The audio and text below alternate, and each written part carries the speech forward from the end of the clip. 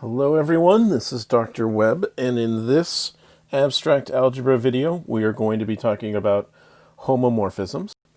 So a homomorphism is an isomorphism, but take away that it has to be a bijection. So it's sort of an isomorphism that's not a bijection anymore. And so the only property that a homomorphism has is that it's a map between two groups that preserves the group operations between the two of them.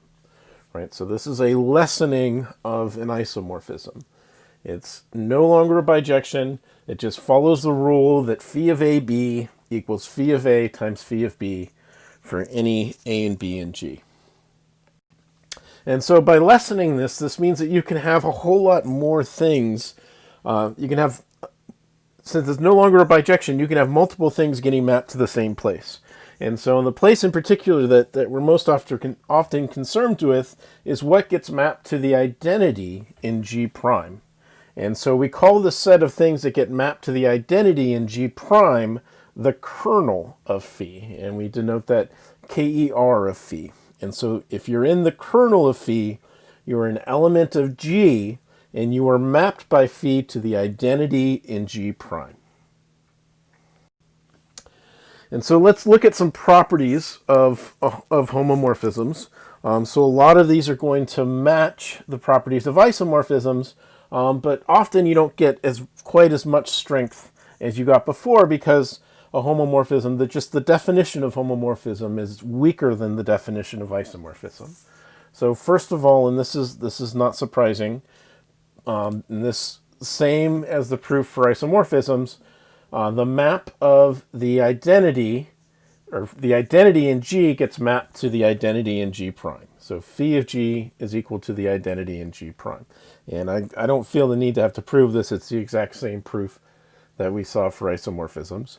The big difference is that phi of E in the identity in G may not be the only element in G prime, but one thing this tells us is that the identity in G is inside the kernel of phi, always. Phi of G to the n is equal to phi of G outside to the n for all n and z. And again, this is the proof of this is exactly the same as the proof for isomorphisms. And so I don't really feel the need to go through and prove this. It's the exact same idea. And so one of the things this means in particular that's important to note is that the inverse of G is going to be mapped to the inverse of phi of G. And so this is something important to note. So for isomorphisms, we saw that an element in its image, so G and phi of G, that they had to have the same order. Now the weakening here is no longer do they have to have the same order, but the order of phi of G has to divide G. And so the idea here is if the order of G is equal to n, then phi of G to the n, on the one hand, this is going to equal phi of G raised to the power n. On the other hand, this is going to equal phi of the identity in G, and so this is equal to E of G prime, and so we're left with the statement that phi of G raised to the power n is equal to the identity in G prime. And we don't know necessarily that this is the smallest power that does this. And so all that we know is that the nth power is of phi of G is the identity. The most we can say at this point is that the order of phi of G divides n, where n is the order of G. And so that's where this statement is coming from. So now let's look at the kernel of phi. And so first of all, this is a subgroup of G. So we already saw that the identity is in it. And so then let's let A and B be inside of G, be inside the kernel of phi in particular. So not just G, we want you to be inside the kernel of phi, which is inside of G. And then we're going to do the one-step subgroup test.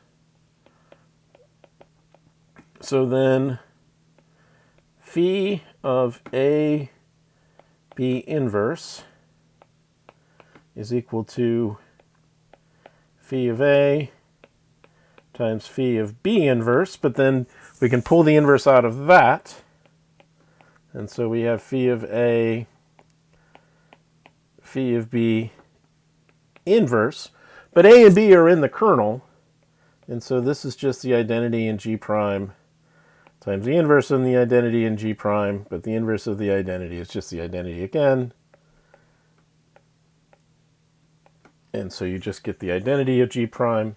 And so phi of AB inverse gives you the identity, which tells you that AB inverse is inside the kernel. And that completes our proof of the subgroup. That completes our one-step subgroup test. So then phi of A is equal to phi of B if and only if the coset A kernel of phi is equal to the coset B kernel of phi. And so I wrote this with the left cosets, but it's also true with the right cosets. The proof is essentially the same. And let's do this quickly. So if phi of A is equal to phi of B, to show that since these are cosets, all I need to do is show that A is inside the kernel of phi. And so if phi of A is equal to phi of B, then phi of A, B inverse, actually let's have it be A inverse B. Just for fun, let's break it up. Let's say A inverse B. So this is going to be equal to phi of A inverse times phi of B. But those are equal to each other. And so this is equal to phi of B inverse times phi of B, which gives us the identity in G prime.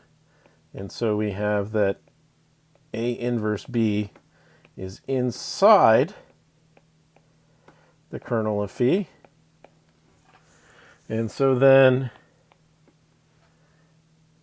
A times A inverse B is inside A kernel of phi.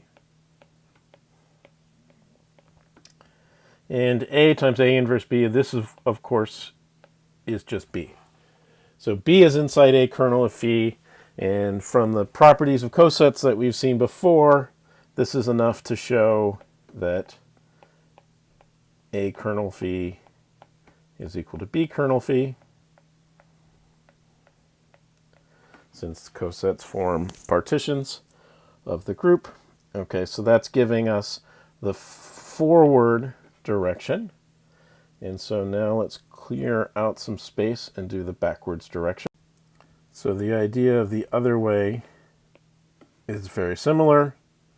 If A kernel phi is equal to B kernel phi, then this means that A is inside B kernel phi,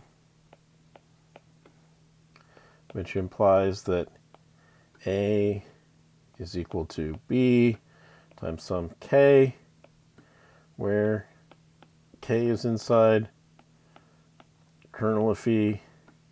And so then we have that phi of A is equal to phi of BK, which is equal to phi of B times phi of K, but K is in the kernel, and so this is the identity in G prime, And so we get that it's equal to phi of b. So if A kernel phi is equal to B kernel phi, then phi of A is equal to phi of B. And we are done proving this one. Okay, so now if we let phi of G equal G prime, and then we look at the inverse map of G prime, that should be a prime there. And so remember that since phi is no longer a bijection, when we look at the inverse image of G prime, this is looking at the pre-image of G prime. This is no longer going to necessarily be a single element, but this is going to be a set. And so that set is, it's all the x and g such that phi of x is equal to G prime. And the claim is that this is equal to G times the kernel of phi. And so we're going to prove this by double inclusion. And so first direction is that if we have that phi of x is equal to G prime, then, so let's write this out. X is in the pre-image of G prime. And so then that would mean that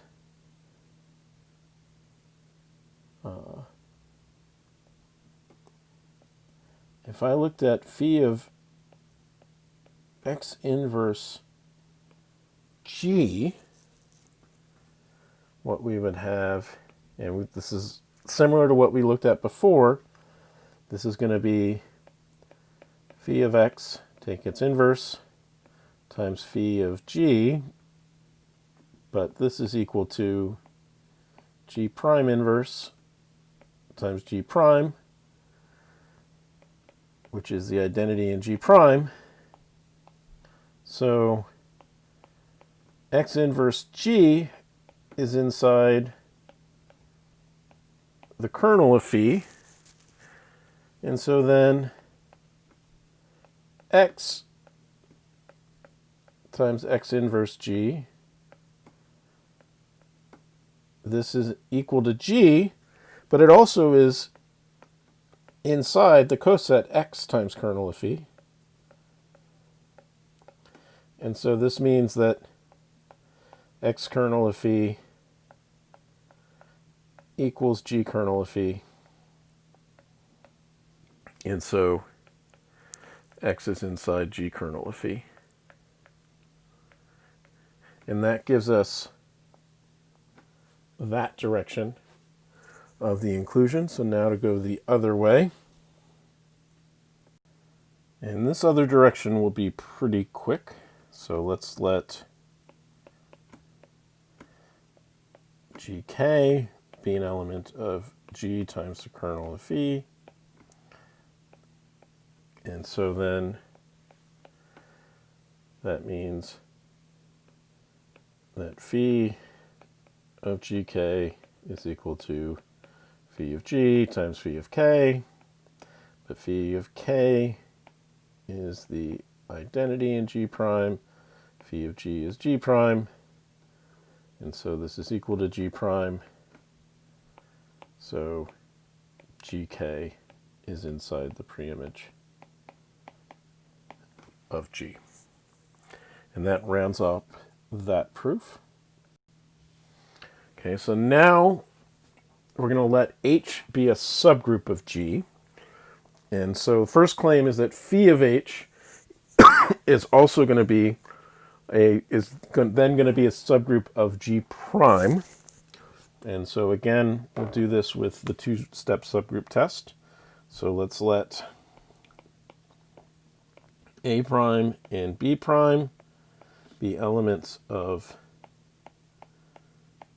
phi of H. So this means that we are inside, these are elements in G prime. Okay, and then we're going to look at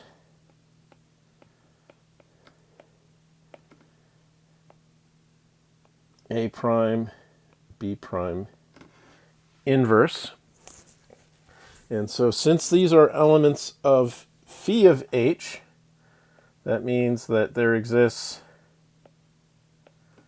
let's call it A, well, let's do it in terms of h's. Let's say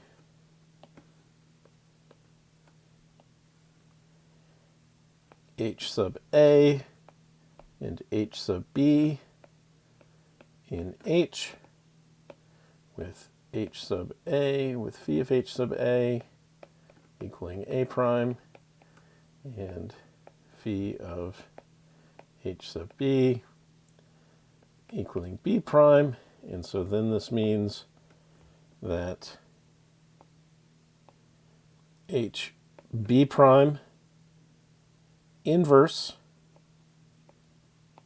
and then we plug it into phi, this is going to give us B prime inverse. And so then if we look at HA times HB inverse and take phi of that, well, since HA and HB are inside H, and H is a group, that means HB inverse is inside H. So this right here, the inside of this is inside H. And so this is an element of phi of H. On the other hand, working out what this is, it's equal to phi of HA times phi of HB inverse, which is A prime B prime inverse. So we end up with A prime B prime inverse is inside phi of H, and this is the one-step subgroup test.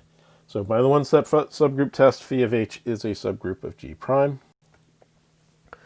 Now if H is normal in G, then phi of H is going to be normal in G prime. So we're going to do this with the normal test. So phi of H is normal in phi of G. Notice that this says phi of G, not G prime. So we're not saying that it's normal in all of G prime, only that it's normal in the image of G. Okay, and so let's let A prime be some element of phi of H, and G prime be any element of phi of G. And so the important thing here is that by saying that G prime is inside phi of G rather than in just G prime, this means that little g prime has a preimage in G. And so we can say that then there exists some HA in H and G in G with phi of HA equaling A prime and phi of G equaling G prime. Okay, and so then if we look at G prime, A prime, G prime inverse, this is equal to phi of G times phi of HA times phi of G inverse. And then we can combine this together and say this is equal to phi of G H sub A G inverse. And then since H is normal and H sub A is inside of H, this is also an element of H. And so since this is some different element probably than HA, but it's still an element of H, and so it is inside phi of H, and so we have shown that this right here is inside phi of H. And that proves that phi of H is normal in phi of G. Now let K prime be a subgroup of G prime. And so if K prime is a subgroup of G prime, then it has to have the identity in G prime. And so if we look at the inverse image of K prime, this has to include the identity of G. So it has to be non-empty. So this makes sense to talk about the inverse image, the preimage of K prime. And our claim is that it then is a subgroup of G. So since it includes the identity, so note that E sub G is inside the preimage of K prime, since the identity in G prime is inside K prime. And so we have this being non-empty, so we can then do the one-step subgroup test. And we're going to let A and B be inside the preimage of K prime. And so then this means that phi of A is inside K prime, and phi of B is inside K prime, which then means that the inverse of phi of B is inside K prime. And so then if we look at phi of A, B inverse, this is phi of A times the inverse of phi of B, and this is going to be inside K prime. So by the one-step subgroup test, the preimage of K prime is a group. So A, B inverse is inside the preimage of K prime.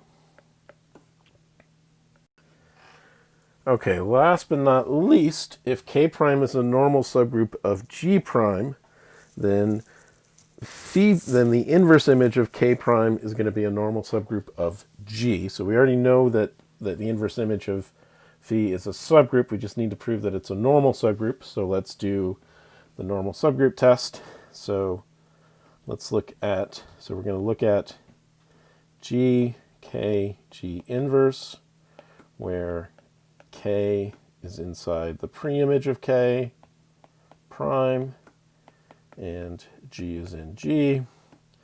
And so if we then look at phi of G, K, G inverse, this is equal to phi of G times phi of K times the inverse of phi of G. And so the important thing here is that phi of K this is inside K prime, and K prime is normal, and so this is all inside K prime, and that tells us that G, K, G inverse is inside the preimage of K prime. And that is our normal subgroup test, and so that finishes it up. That finishes that up for us.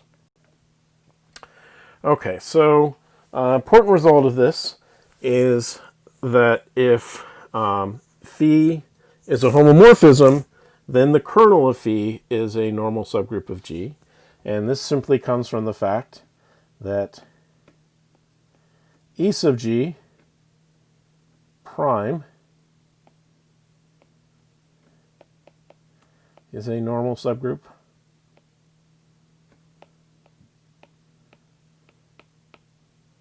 of G prime, because G prime E, G prime inverse is just E G prime. Okay, and so the kernel of phi is just the preimage of the identity, and since the identity is the only element of a normal subgroup, this is the preimage of a normal subgroup.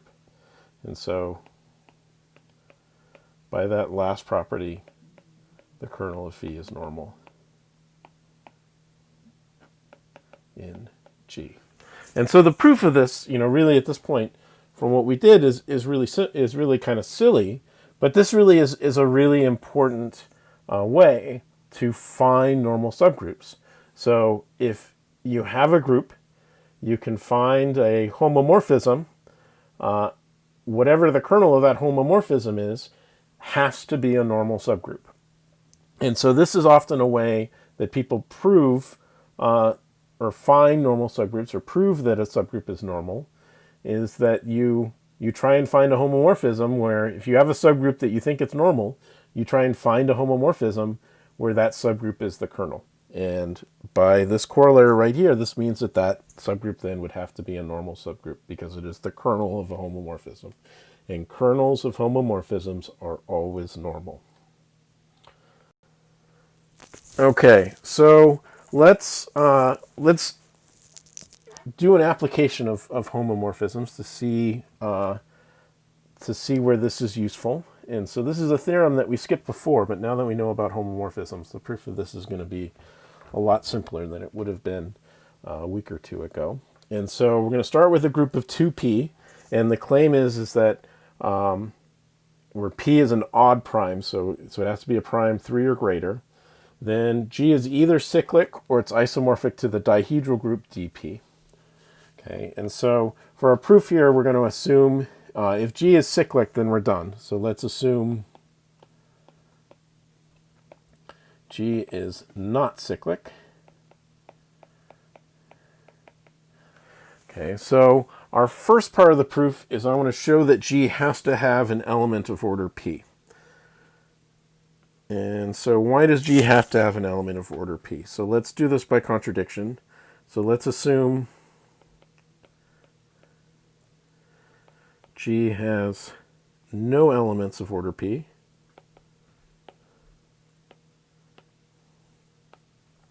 Well, if G has no elements of order p, then this means that for any A in G, the order of A has to be 2 by Lagrange's theorem. For any A in G where A is not the identity, the order of A has to be 2 because by Lagrange's theorem, the order of the elements have to divide 2p, but if G is not cyclic, that means that there's nothing of order 2p, and then if we assume that there's no elements of order p, then the only thing that's left is it for it to be order 2. And so we have, since p is at least 3, that means that we have at least 6 elements.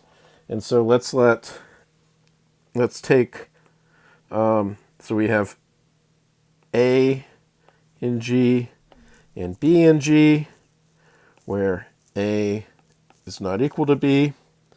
And then we can look at this. So one of the properties we saw before that we proved very early on in a homework assignment was that if every element except for the identity is order 2, then that means that G is abelian.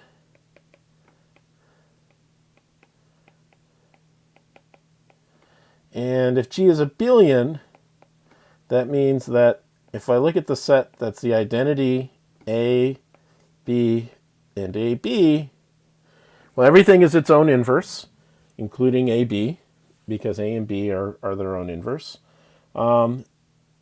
And this set is closed.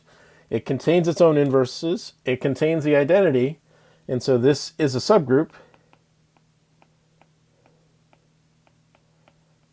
But the order of this subgroup is 4. And the order of the group is 2p. But 4 can't divide 2p, and so this gives us a contradiction. And so this contradicts that G has no elements of order p, so this means that we can take some element and say that it's order p. So let's let X be an element of order p. Let's clear out some space now to finish this proof. So let's let X be in G, and let's let X,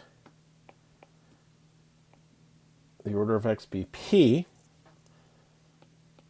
And so then we can look at the subgroup generated by X. And so this has order P. And so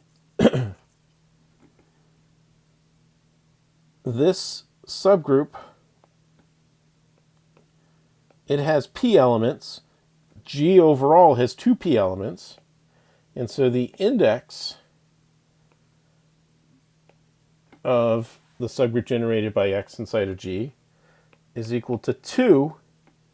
And so this means we found an index 2 subgroup.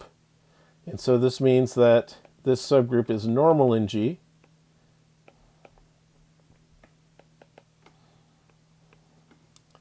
And so now let's let B be an element that's in G but not in X. Okay. And what I'm going to do is we're going to create a homomorphism from phi that goes from G to G mod X. Since X is normal, G mod X is a group, and this is just going to send any element, we can say B, to the coset Bx. And so if B is not in is in G and not in the subgroup generated by X, this means that B is not in the kernel of phi. And so Bx is not equal to X. And so it is so it is inside the group, but the index of this is 2, and so the order of G mod X, subgroup generated by X, is 2. And so since B is not the identity, the order of B sub X has to equal 2.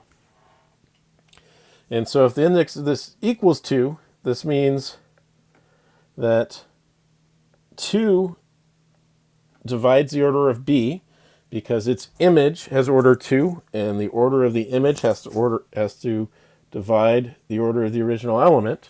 And so the order of 2 divides B. So the order of B has to be even, and it has to divide 2p, but it can't equal 2p because the group's not cyclic. And so the only possibility is that the order of B equals 2. Now let's clear out some space again, because we are pretty much done at this point. So the way that G has to look is it's going to have the identity, and then it's going to have all these powers of X, and X has order P. So up to X to the P minus 1, and then it's going to have each of these multiplied by B. So then it's going to have B, Bx, Bx squared, and this is just coming from the cosets, Bx to the P minus 1. And since all of these are mapped to an element of order 2 in the in that homomorphism that we saw, all of these have order 2. And this is a cyclic group of order P. And so when we're thinking about connecting this to the dihedral group, these right here are going to correspond to our rotations. And then these right here are going to correspond to our flips.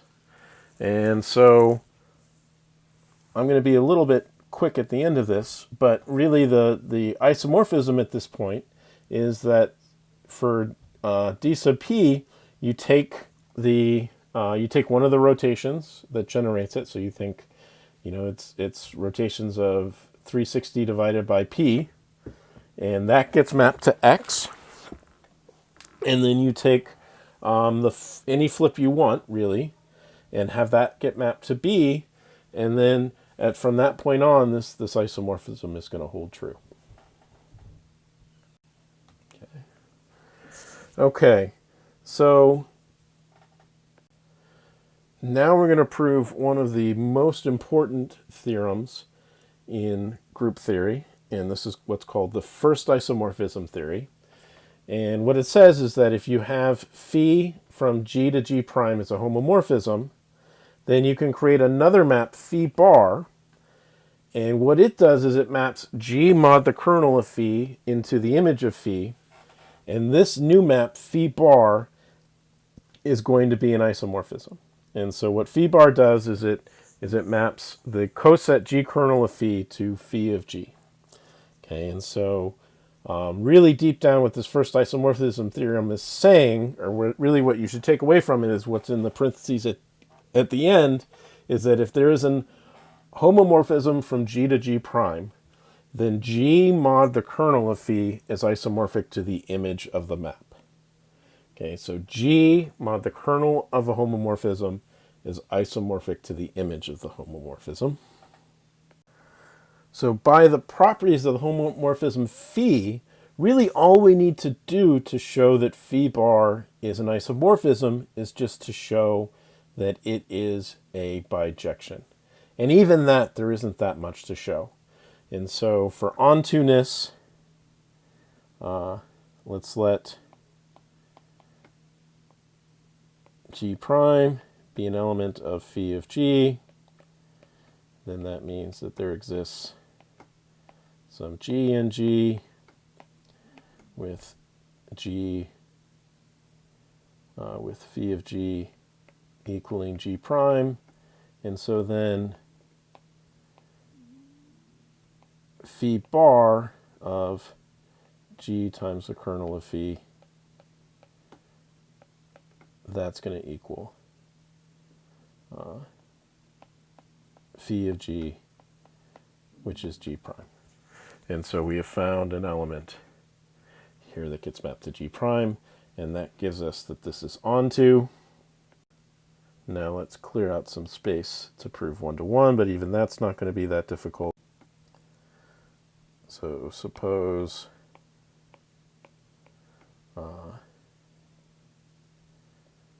phi bar of G1 kernel phi is equal to phi bar of G2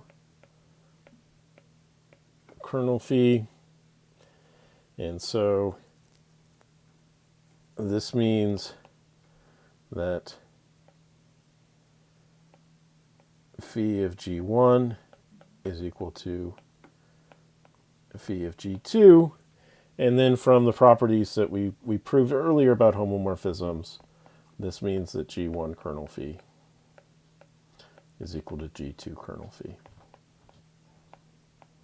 And so that shows that this is one-to-one. Okay, and again, the fact that this is a basic group law, I mean, this is coming from a homomorphism. It is a homomorphism. The whole thing with a homomorphism is that it obeys a group law. And so that is automatically true here. There's nothing really to prove. And so we've proved onto-ness and one-to-one-ness. And so that is it. That proves the first isomorphism theorem. And so I'm going to end by doing a nice example of the power of the first isomorphism theorem, and that's that for any group G, if you look at G mod the center of G, that is going to be isomorphic to the inner automorphisms of G. Okay, and so remember the inner automorphisms of G is if we let G, let's let A be an element of G, and then phi of A, so it's an automorphism, so it maps from G to itself. That sends phi A of G to AG A inverse. This is an element of the inner automorphisms of G. Okay, and this is what the inner automorphisms of G look like. Okay, so let's map. There's a very natural map then. Let's call this big psi from G to the inner automorphisms of G. And this map just sends A to phi of A. Okay, and so then the big question is, what is the kernel of phi? So what is the kernel, not the kernel of phi, the kernel of psi? And so then the kernel of psi, well, this means if x is inside the kernel of psi, that means that phi of x is equal to the identity map, or phi of E, which is the identity map.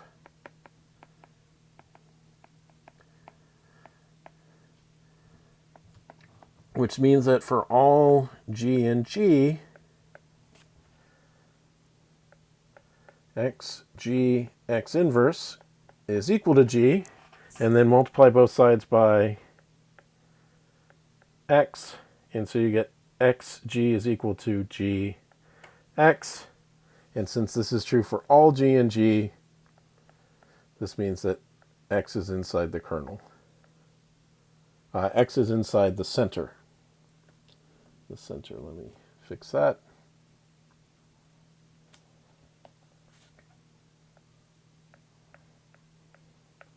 On the other hand, if y is inside the center, then phi y of g, then this is for any g and g, phi y of g is equal to y inverse, which is equal to y inverse, since y is in the center, which is equal to g. And so y is inside the kernel of psi as well. And so everything that's inside the kernel of psi is inside the center, and everything in the center is inside the kernel of psi.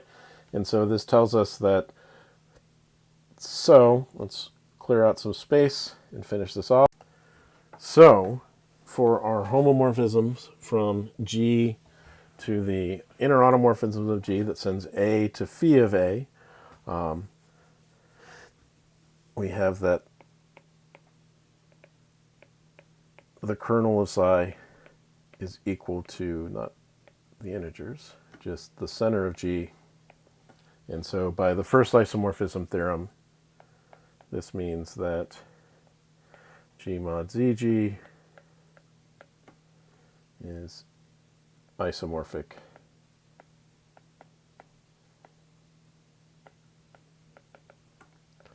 to the inner automorphisms of G. And I didn't explicitly say that psi is a homomorphism, but just a quick check on that. All we need to do is look at what happens when we do psi of AB, and this is equal to phi of AB, but then